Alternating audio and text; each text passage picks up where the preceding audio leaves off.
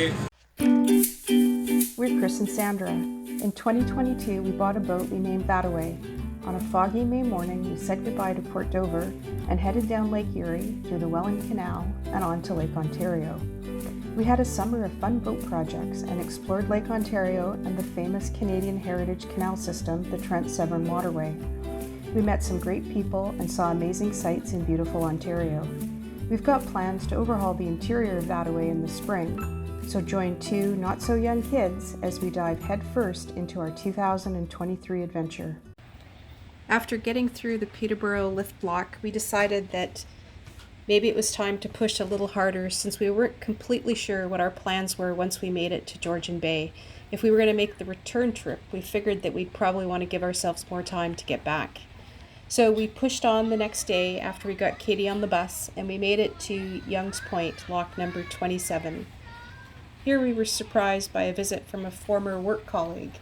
Dave used to rent property on our industrial land in British Columbia, and he lived in the area, so he had seen our post about running aground on August 1st, recognized my name, and showed up when we got up to Young's Point. So we had a really great chat with him, catching up on news over the last 25 years. We seemed to run into this famous ship, the Kawartha Voyager, many times on our way up the Trent-Severn. I never really paid attention to timing, so I don't know if we were actually overtaking it and then it was overtaking us, or whether or not I just wasn't paying attention and it was making multiple trips up to the Big Chute Marine Railway. After Young's Point, we pushed on to Lovesick, where we met some people who were to become good friends. The next morning, on August 19th, we pushed off and kept going. Okay, I'm on.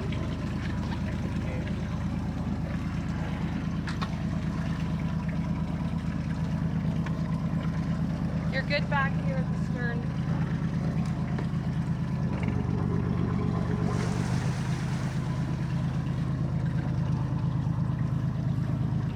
Good.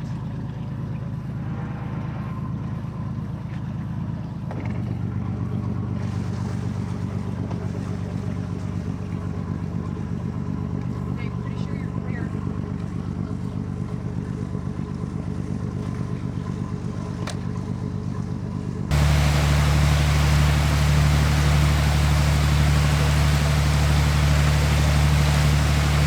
So we got an early start this morning. It's, well, not as early as we had been getting, but it's 7 o'clock. And we're just leaving Lovesick, which is kind of an interesting stop because it's on an island.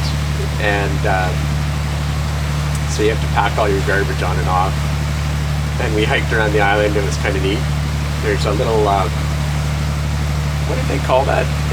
What kind of pool did they call that last night? I don't know, a spiral pool or something? Anyway, it's kind of an interesting area. There's a bit of history. There's an old chute for the for canoes and kayaks that'll do portages. And anyway, this morning we're on our way to Buckhorn, and we'll probably stop there for the day and do some work. And we'll do our grocery shopping. We've been, wow, it's been 1 week since we've been, no, that's not true. We had power just a few days ago, I guess. But for the most part, we've been off of shore power for a week. So we're gonna do grocery shopping and at Buckhorn do some work, and we may push on to Bob Cajun. Yeah, we'll decide a little bit later. We're a little bit concerned because it's a weekend and there could be a lot of traffic. So we'll have to play it a bit by ear. So yeah, Lovesick was a pretty cute little place. It was only a lift of 4 feet. It's a very popular place, so we weren't sure if we were going to get a spot. We did get one on the upper side. We like to be on the upper side of the lock so that we have options in the morning about carrying on before the locks open. All the locks open at 9 a.m. right now. So there was lots of space on the lower side of the lock, but we did get a spot on the upper side of the lock. We spent the evening with a number of Americans one other Canadian. They're doing the loop, or reduced versions of the loop. And had a fire. It was the first place that, or one of the only places on the Trent-Severn where you're allowed to have a campfire. That was kind of nice, but we all got swarmed by mosquitoes, so it was kind of an early night, about 8:30 or 9. We're headed off this morning. It's a nice bright sunny day, which is always good. Not very much wind in the morning. It's Friday, so we're worried about, me more than Chris, about having spots on the lock, on the walls, to either stop and work or to stay overnight. Bobcaygeon is a particularly busy lock. We have the option, Chris gets off work at 3 on Fridays, so we have the option of pushing to Bobcaygeon. It's about a 3-hour cruise, and trying to take a chance that there's something on the wall at the lock, or make a reservation at a marina to be sure that we have some place to stay, or just stay at Buckhorn and take off again early in the morning at 6 and be at the lock at 9. We need to talk about it a bit later, but right now we're going to get to Buckhorn. I'm kind of excited. It specifically said in the port's guide for the Trent-Severn that the library has high-speed internet, and it opens at 10, so if I have the opportunity, I'm going to work at the library today and get some video uploaded for Kathleen to work on. So I should say that I did actually pilot the boat across Rice Lake a few days ago. It was dead calm. It was like totally zero risk involved, but I think it was important for me to actually start to do that. And it wasn't too scary, so I'm sure I'll get used to it at some point. Everything's so new right now that I'm trying to get used to systems, whatever. What are we doing? We're going to have to make some decisions pretty quickly here about whether we're going to push right to Georgian Bay and turn around and come back. It's taking us a while to get up here because we're having to stop so much to work. We're talking about taking a week off, first week off in September maybe, and if we can, put kilometers reasonably behind us every day, it should go a lot faster. Keeping the groceries provisioned has been easy. A lot of people say, oh, we're out in the middle of nowhere, but this is actually a very well connected route. It's cottage country, there's little stores everywhere. I mean, we're never more than an hour and a half from Toronto driving, so it's very connected. It's kind of a treat actually, because when you're out on the water it does feel very isolated, except when you see all the cottages, but then you aren't actually. Meeting lots of really nice people, interesting people, with varying levels of boating experience, which is good. I had somebody come up to the boat when we were docking one day and say, oh, want me to give you a hand there? And I said, oh, I think I'm okay. And I jumped off and I pleaded, and he said, oh, this isn't your first time doing it. So to me, that was like a huge compliment, because up until then I was like, I'm such a newbie, like everyone can tell that we're really new at this. So it's coming, the docking I think is coming along a lot better. I'm getting to know the lines. I'm actually very interested in the line handling and tying up and the physics behind it, so I'd like to explore that a bit more. We've got the decals for the boat, thanks to Tom Watson at Commercial Printing in Peterborough. He had one of his guys deliver them to us when we were at Lock 21 on Monday. Now we just have to stop long enough to peel off the Malibu 2 decals and get these ones on, which is going to be kind of hard because usually we'll be docked, we have one side to land and one not, but I'm not sure if we're allowed to put one sign on and wait a couple days and put the other decal on. I don't know. Anyway, we'll figure that out. We've had some data issues. I think I posted about this when we first started on the Trent-Severn the first or second day. My laptop tried to sync with my Google Drive, and our 100 gigs that we have every month, in about an hour, 90 gigs was gone.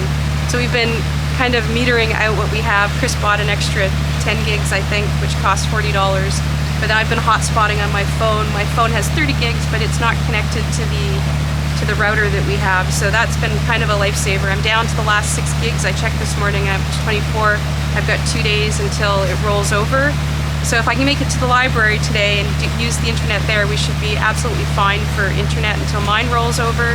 And then I think on the 25th or the 26th, the Rogers plan rolls over for it. So the data and the internet and the working from the boat is a topic that I'd like to sit down and go through in more detail at some point, but it's worked remarkably well despite this little hiccup.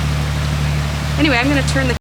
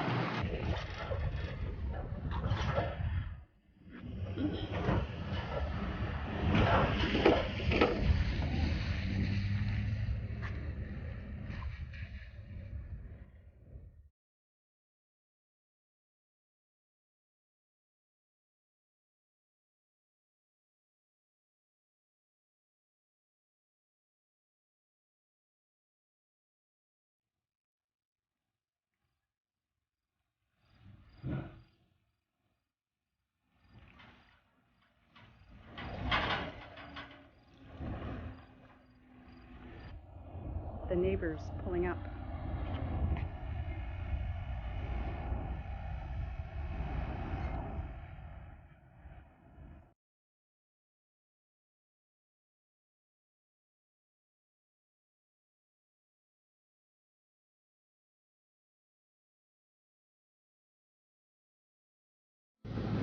Okay, we're ready for the marine trainer to start coming in, please. Front and center. Yeah, we're ready.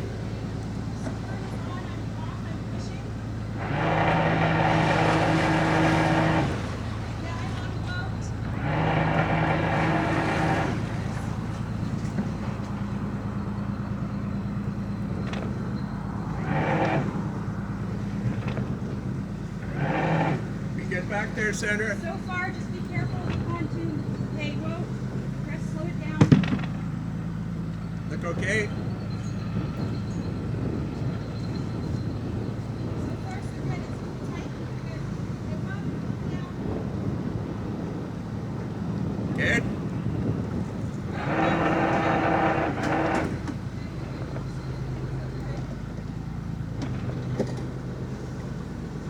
Okay, am I cleared?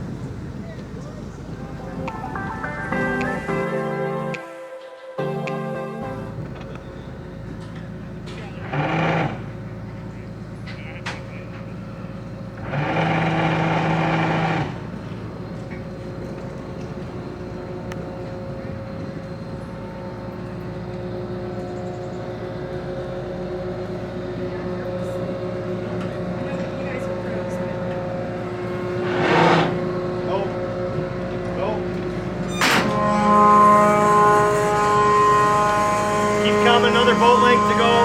Okay.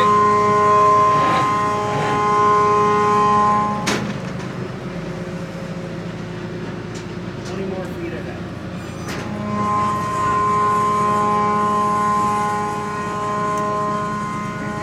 No, 5 more feet. Keep coming forward. Ahead. 2 more feet.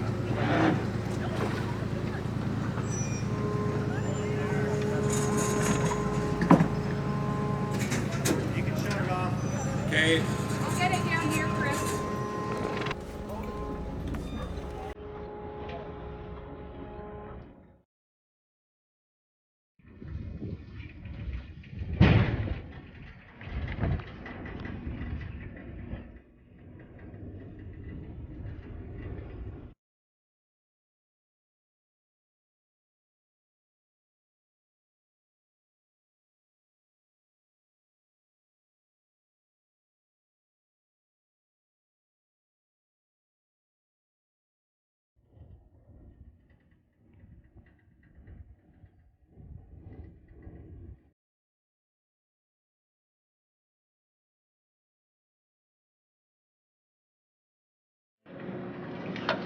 Okay, Sandra, you can start off. Start your engine.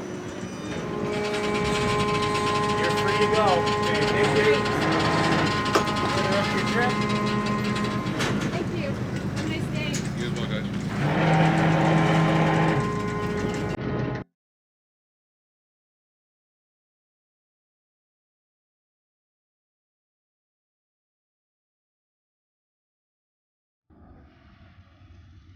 It's a nice night. It's a beautiful night. We were so happy to get to beautiful Georgian Bay that we decided to spend a few weeks checking it out. A few days after we got there, though, the Kirkfield lift lock sustained extensive damage, and our decision was made. We wouldn't be going back through the Trent-Severn that fall. After the few weeks we spent on the water, we decided to go back to Bayport Marina when it got too cold to stay out at night, and that's where we left that away while we went to the States, to beautiful Georgia for the winter. If you haven't already, please subscribe to our channel. Don't forget to like our video, and we love to hear your comments. Please leave one below. See you next time.